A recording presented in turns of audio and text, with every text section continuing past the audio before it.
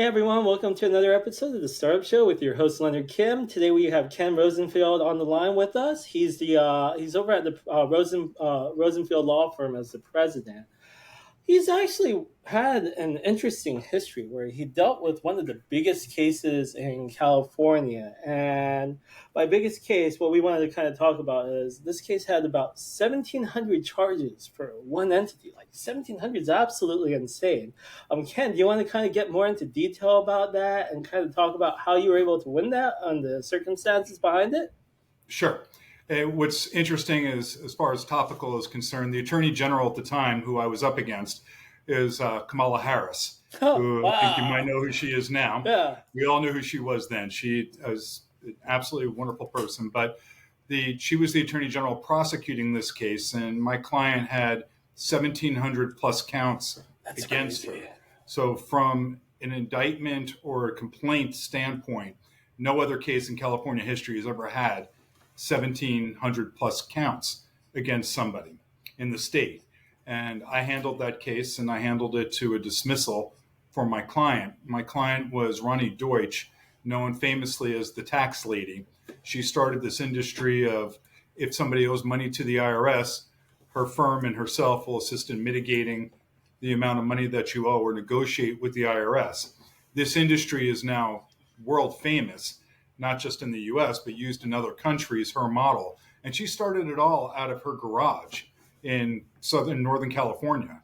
An incredibly entrepreneur, an incredibly smart woman, but she grew a company that so outpaced her and outgrew her that it just was impossible for her to keep up.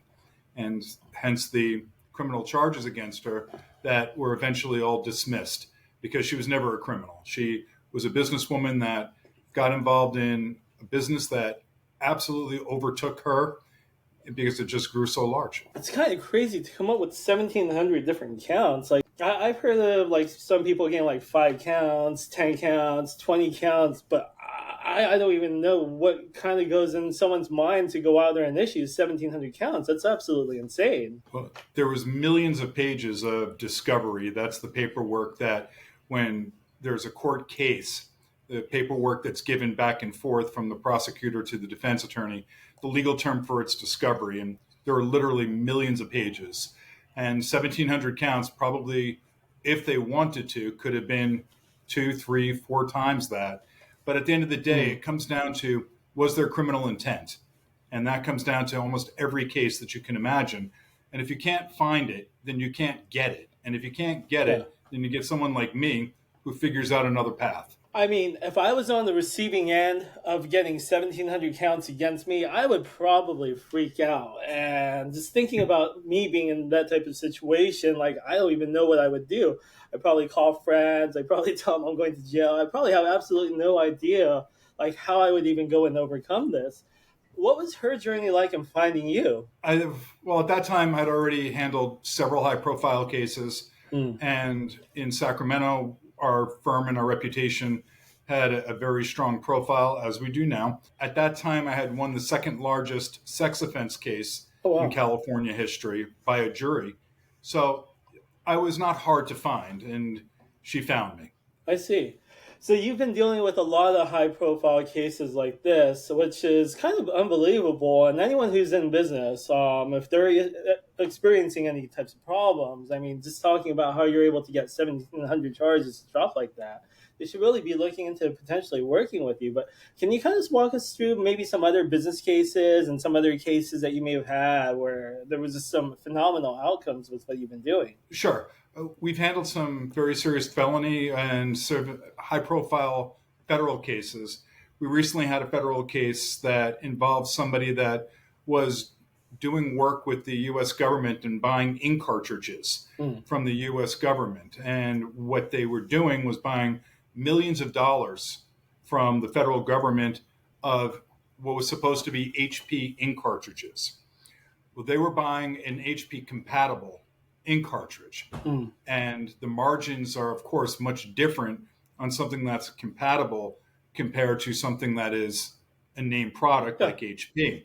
So the government then charged him with substantial fraud.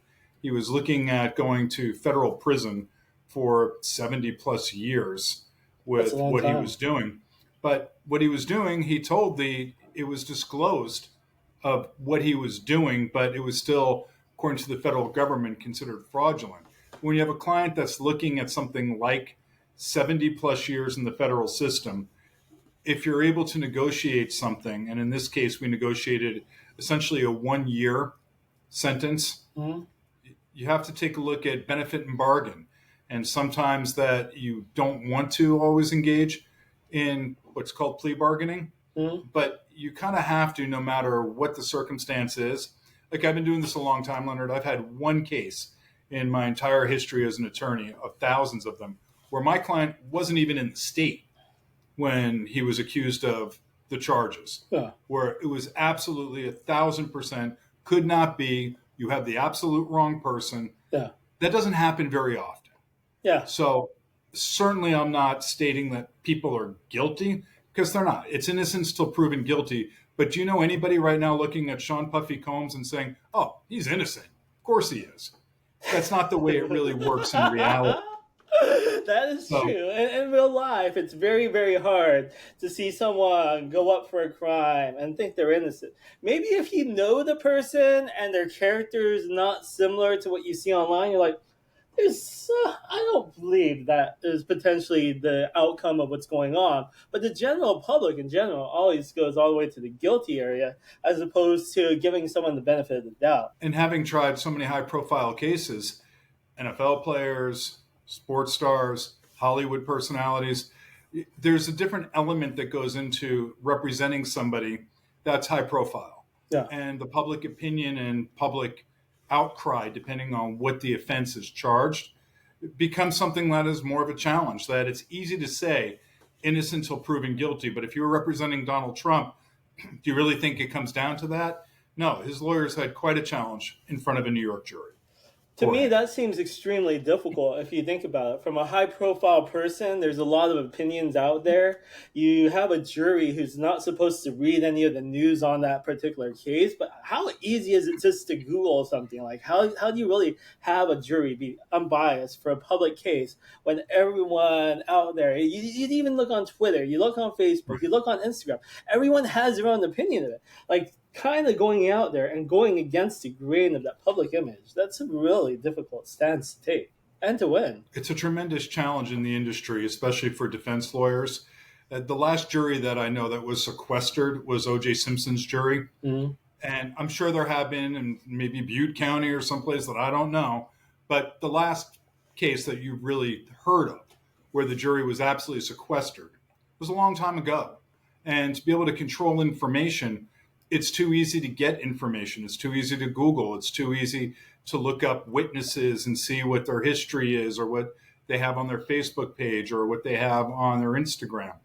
And it's tempting. And even though a judge, she will tell the jury, you are not to do independent research or not to drive by the scene. Human nature is human nature. And Leonard, Exactly. I've had scores of trials in which after the trial was over, either the prosecutor or our office found an impurity or found a problem with the jury. Mm. And in 95% of those cases, judges just say, it's human nature and harmless error. Should everybody have followed what I said? They should have. But the reality is, you really think you're going to sit on a high profile case, go home to your husband, wife, or partner, and it not come up at the dinner table? I mean, let's be realistic. So you hope that people don't form opinions. You hope that people do keep an open mind because the defense always goes last, but sometimes it's harder than other times. I can understand that. One time I got called in for jury duty. I didn't get picked, but if I did, I realized it was at the exact same time of the Lindsay Lohan DUI case. And if the judge told me, you can't go look that up when you go home. And that might have been the first thing I did. So I Right. can definitely see that. And yeah, it's an interesting thing when you really think about it. And kind of going out there and making the material and the key statements to really get something dismissed, that's a very difficult challenge. I guess kind of in the timely sense of matter. You said you don't and were able to resolve the second biggest sexual assault case. I guess with Yes. what's in the media nowadays, that's kind of a timely topic. Would you kind of want to cover that a bit? Sure. I represented a school teacher who was accused of molesting 13 elementary school students Mm. and received a not guilty verdict by jury in that case. The only bigger case, and this goes back long before my time, it's a case called McMartin that was in California involving Mm. a daycare and kids. And it was in, I believe, the 70s or 80s. But this case, anytime you have a teacher, an elementary school teacher, and 13 kids Yeah, making accusations, you got a tough road ahead of you. yeah, And I for sure. traveled that road and was successful in securing a not guilty verdict from my client. My client was certainly looking at life in prison Yeah, functionally with that case. And it was a hard case. It was a good case for the defense or defenses, obviously. No jury, especially in Yolo County, which tends to be a little more rural than some of the places in California. yeah, No jury's going to acquit somebody of those kinds of counts unless you damn sure proved he didn't do it. yeah. And we did. I don't see that kind of happening. An acquittal for that type of case, like that person's job is kind of on the line for like an acquittal, so and their reputation as well. So I mean, you kind of have to see those things all the way through. Our firm has had tremendous diversity in the kinds of cases that we try and that we represent. We specialize in mental health criminal defense, Hmm. but we've won the second biggest sex case. We've won the biggest case overall, which was a white collar crime case, if you will. We handle federal cases at every different level. So we have a very wide spectrum of clients and cases that we take. Well, I think mental health is becoming more of a crisis now than it was before. You see a lot more people having depression, anxiety, and other potential things that could potentially be going on in their minds. Um, what's an example that you kind of had in that mental health realm? We have so many of them, but we recently had a person that we have, our client was accused of shooting a police officer in Sacramento. Mm. And because we were able to show that there was a pre existing mental health condition, and this person was a city official at one time, he was very well known in the community, but he had a breakdown. He had a Mm. mental breakdown, an emotional breakdown, but anytime you deal with somebody shooting a police officer, you have outside forces that Yeah. take control of the case to some degree. The district attorney's office can't be as unbiased and objective when you have the police union that is breathing down their throats looking for the exact pound of flesh and more from Yeah. something like that. And understandably so. I am a proponent of law enforcement. I'm happy law enforcement exists. I'm happy that if you have some issue, you can call them. Are there bad cops? Well, of course there are. There's bad lawyers, there's bad cops, there's bad doctors. But I am certainly not on the train of defund the police. That being said, our client who was facing life in prison and now he had all of his criminal charges dismissed because we were able to show that there was a mental health breakdown. Mm. Our laws have caught up to some degree. They're still behind in some senses with the obvious idea that mental health issues exist. Hmm. We as a society are much more transparent today than we were 5 years ago about people really having mental health trauma and Yeah. mental health maladies. That it's not something anybody asked for. No kid in second grade ever says, I want to grow up and have schizophrenia. It Yeah. doesn't happen. That's But true. it does happen to a Yeah. lot of people. Mm. And when you have celebrities, people like Britney Spears and Catherine Zeta Jones, that are willing to come out and talk about it in a public forum, Hmm. some famous sports players too, that I struggle and I suffer with mental health issues.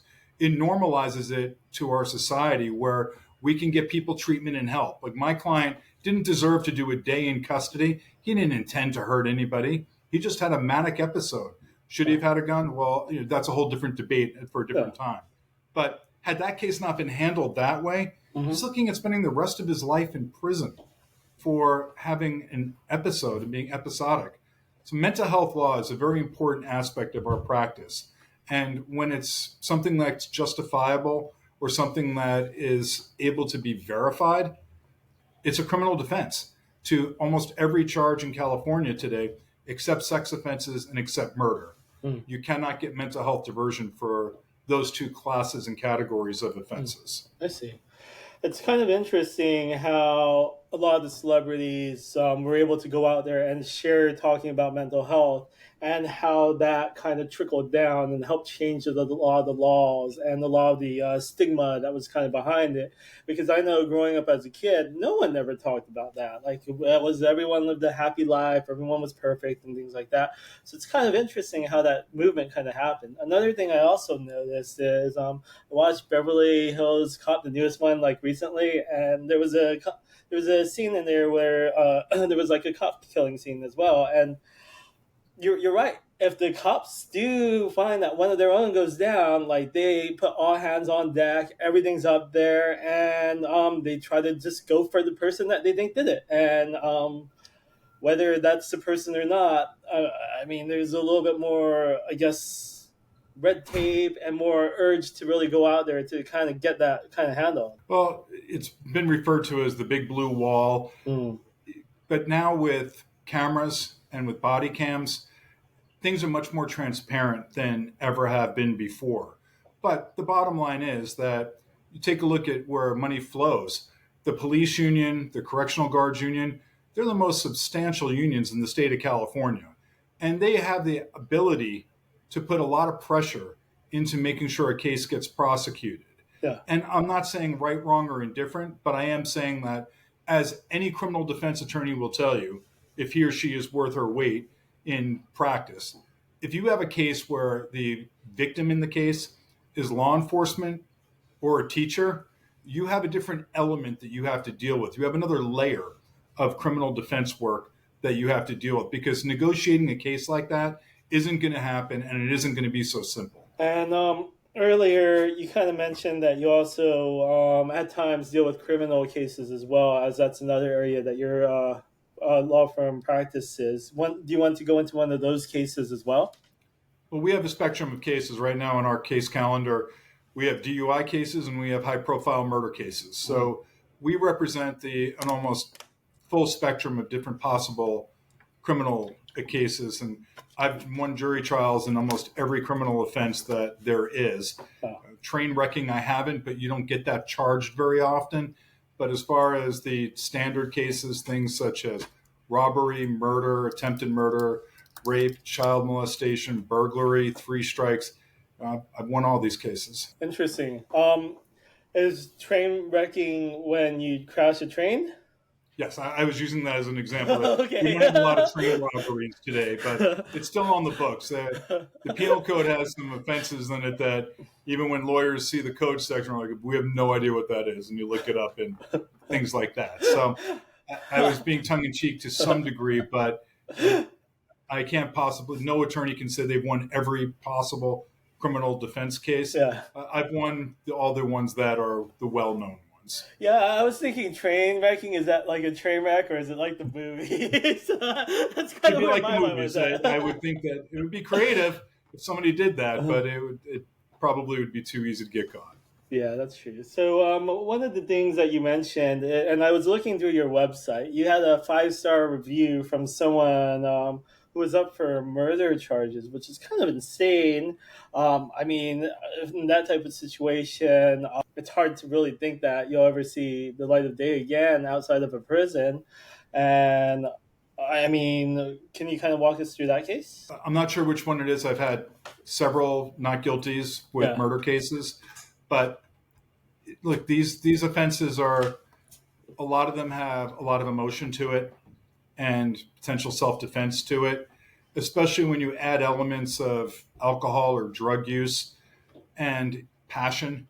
Mm-hmm. So the criminal charges for murder are very complicated. That murder, the difference between murder and manslaughter is very, very minute. Yeah. And almost to some degree ethereal in nature. That it's the difference between the two is very, very slim, and depending on when and how. And self-defense is it's a very used defense for murder cases. But all these cases stand so individually, and they're hard. Yeah. They're tough cases. Anytime you have a jury walk in and the judge tells the jury panel when they walk in a room, you're here for a murder case, you can hear the audible gasp of the 100 people that just walked into a Yeah. room. So it's hard to be fair and objective when the judge just told you that, you're here for a case that's a murder case. A lot of people don't want to really be on that jury. My experience, which I think is interesting because it's somewhat opposite of what is out there in the public view, most people don't want to sit on a jury. No. Most people do not want to be part of a rape, child molestation, murder jury. They just don't. It's No. very difficult to get 12 people. And that's why you have pools of 100, 150 people to pick 12. And a lot of employers don't cover that compensation for that time too. That's a difficult one. Yeah. And that gives then you draw from a pool of a certain sector of the population, which a lot of it sometimes are state and county workers, because there's not a lot of employers, like you said, that are going to cover 3 months of jury duty. Yeah, There's maybe a some of the large companies, university, but you maybe don't see like that often.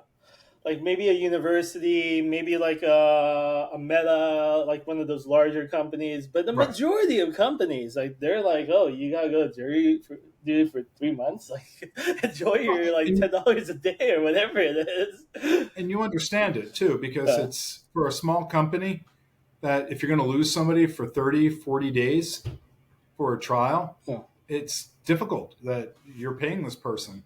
So you can't get fired if you do jury duty, but your employer doesn't have to pay you for, I think, 3 days is the absolute minimum, I believe. That I'd have to look up a little bit. But your employer, if you're a full-time employee, has to allow you to do at least, I think, 3 days of jury service. But after that, they don't have to pay you for it.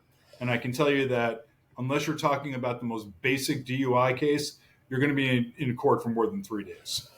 Yeah, one of my ex-girlfriends had a DUI, and the outcome of that was interesting. She got a large fine, then got put on probation, and even ended up having to like go to jail for like missing an AA class, which is kind of crazy. So the fallout, if even just a DUI, could be pretty big. And I don't think a lot of people look into like what could potentially happen with even something as simple as a DUI. Because why is this 20-something-year-old woman ending up in actual Irvine jail for missing a DUI class? It's kind of insane. I mean, even at that All level, these it's things, crazy. they never exist in a vacuum. There's always some reasons that if somebody is actually going to do custody time, could be their second, could be their third. You don't know. And then you take a look at somebody like Justin Timberlake, who had this out in the public of driving allegedly under the influence. He resolved his case for a non-DUI, but a reckless driving involving intoxicants, I believe. So you never know until you actually have the case. Any lawyer will tell you that when we hear things like, well, this person got that, we're always skeptical because we know that there's always so much more to that story.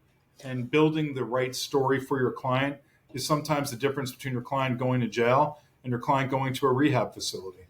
Well, for her, she has upper middle class parents who decided to not pay for anything and said, "Oh, this is something you did. Deal with it on your own." So I think that kind of was the outcome of her kind of dealing with it on her own, which I think wasn't really that fair. The system is it's not designed to be fair. That's true. And people that can afford quality representation, just like the Los Angeles Dodgers are able to afford Ohtani, Yeah. where the Kansas City Royals don't. Yeah. So everything's relative. It doesn't mean that David can't beat Goliath. David does sometimes beat Goliath. But if you want to stack the odds in your favor, hiring an attorney with experience that has already charted the ground. There's an attorney who works with our office who has a very famous expression of how far can you run through a minefield? Really far if you know where the mines are. Having somebody with experience that knows where the mines are can make the difference between you going home or you going to prison. I mean, this is a business that does have those consequences. I mean, that really makes sense if you think about it. Like Ohtani, he played a great season all throughout his life, and he was over at the Angels, and the Angels are the best team out here in Southern California. But once he was up for that free agent position, I mean, look what he's done for the Dodgers this year. He's broken records. Right. He's almost he's almost broken every single record out there all in one season, which is kind of crazy. And when you have that A-star player on your side, like Right. what possibilities are kind of endless. This is the most unusual talent maybe in the history of baseball, Yeah, with the exception of Babe Ruth. He also pitches, yeah, but yet he's been in purgatory for 6 years with the California Angels, a team that hasn't made the playoffs, I think, since the George Bush administration, and wasted. And yeah. now he's thrust in the limelight. And sure, the Dodgers paid $700 million for him. You know what? They got a hell of a bargain because He he's did. going to pay them so much more than that in the long run. Just as jersey sales, I would Yeah, imagine, are going to be a substantial part of that number. But look who's watching baseball and look who's interested. So when you have a superstar criminal defense lawyer, they can get things done that you can't get done on the California Angels. yeah, that's true. And if you think about it, like if you look at these sponsorships the Dodgers has now, they have all these like Japanese, Asian companies coming in and sponsoring everything. I'm like, that's unusual. I've never seen this before. And I'm Asian. I'm like, what's going on? This is crazy. So he's even bringing in an entire secondary market to go out there and view things internationally. So I that's would great. argue that he's bringing in not just secondary markets, but tertiary markets. I would imagine that his star transcends to possibly different Asian countries Yeah, that maybe considered third world countries, because who can't get behind Mr. Otani? There's nobody there, unless you're an abject racist. There's uh, no way you cannot get behind the skill and the talent. But he's also fortunate to play in 2024. yeah, He didn't play in a time where, because he was Japanese, he wouldn't have had opportunities that he true. has now, and there would be biases against him. It's nothing but it's a great story for baseball. My family are longtime Brooklyn Dodger fans, so whatever he can do, good Yeah, luck to the right. kid. Exactly. So, are there? We're about time. We're about hitting that time where we're about to wrap up. Were there any final thoughts that you wanted to leave with our audience? I think that when you are looking at the law, the most important thing is when you watch things on TV, even when you see things like with Sean Combs, you have to understand that things are layered and there's always more to a story. Reserve judgment. Yeah, Think carefully before you watch something on TMZ and automatically make a decision about something, because someday you might be a juror. And if you are, then it is important to the entire system to have integrity, that you are fair and impartial. It doesn't mean that you have to vote my way, but what it does mean is that you have to weigh all the evidence and understand that, put yourself in that person's position. What if you were the defendant? How would you want somebody to treat your case or act? So it's easy to make judgments, and our society is based on that very quickly. I remember when President Trump was first arrested, you had 48% of the country, no shock, already saying he's guilty. yeah, Reserve judgment. Understand that our system cannot work without the integrity of people being fair and impartial. And it doesn't matter what leanings you have, but if you have the opportunity and the privilege to serve on a jury, be careful with it. I agree with that. And one of the interesting things I've seen is Sam Bankman-Fried. I don't really have any opinion of him either way, but someone looked at the investments that he had made at the time. A year after he was arrested, those would have all played out, and it would have become a profitable thing. So had he not got arrested, would he have been something else? I don't know, but that's just something I think about every now and then. Ken, if someone wants to reach out to your law firm, where can they find you? Well, we're on the internet, so it's the rosenfeldlawfirm.com is where to go. And we have 4 offices in California. We're in Sacramento, Stockton, San Jose, and Riverside. So we cover Southern California and Northern California. And the bottom line is, if you're looking for somebody that is the Otani of the industry, you called the right place. Awesome. Thank you so much, Ken, for sharing all your insights with the Startup Show. Once again, that website is the Rosenfeld Law Firm. Rosenfeld's Rosenfeld. Once again, my name is Leonard Kim, and thank you, everyone, for joining us for another episode of the Daily Startup Show. Leonard, thank you for your time. I very much appreciate it. Anytime. Take care.